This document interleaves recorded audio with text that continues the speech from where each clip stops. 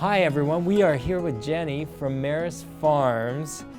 What a great story you have, and we had such a fun time going out there today. Thank you for coming. It's a big place. Walk us back a little bit. It started in 1983. My dad bought the dairy. We dairied for quite a while, and then we sold the cows when I was in middle school, and that was the first time I saw my dad cry, was the day we sold the cows. And that was really hard, but then that also birthed something great. My aunt also came on board at this time. She also worked full time, but then they're like, let's just try to grow some stuff and let's see if people buy it. And so they started growing pumpkins, and then we did the corn maze. Was really small. I was young at the time, and then people came, and then they did it again. We just kept doing that year after year, and then now here we are.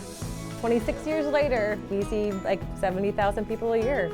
Jenny, you mentioned that you have 3 big seasons, the spring, the summer, and the fall. What are the events that you have in each of the seasons? Of course, our fall festival, which has our Haunted Woods. That's our biggest event by far, and always a good time. Our spring event is Baby Animals in Blooms. We borrow a bunch of babies, animals from neighboring farms. This year we have baby piglets and lambs and calves. We feature our tulips also this year. However, we did have some pretty bad flooding, but that's agriculture for you. Even though we do have some blooms, we're not allowing cutting from the field, but we have bouquet making. So we brought in a bunch of flowers, and these bouquets are just beautiful. And then we have Jean's birthday, of course, during Baby Animals. So Jean is our pet cow and farm mascot, and he kind of symbolizes what agriculture is to us, and we get to share him with everyone that comes to the farm, and he is my big baby. Him and I put on a show at noon and 4, and we talk about agriculture and what we did before we did agritourism. Everyone gets a party hat, and he gets a little treat at the end, and we sing happy birthday.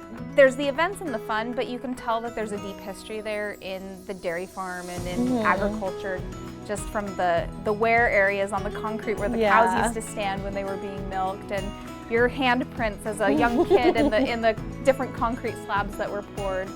Can you speak to that? Just that root in farming and agriculture? The farm means so much to me and to so many people that make it a tradition to their families to come, whether it's fall or other events. Businesses are built on human beings coming to work every day, and that it's been a family, and that you guys have stuck together and built something that the community embraces. I took this picture, and it's 4 generations of us working. And so we all have our Maris green on, and it just really symbolizes us as a whole, as a family, because my grandma's been involved from day one. She was one of the owners at the beginning. Those mazes in the barn, she painted all of those until like last year. My aunt is one of the other owners, and she is the most kindest, empathetic, hardworking, like just a wonderful example.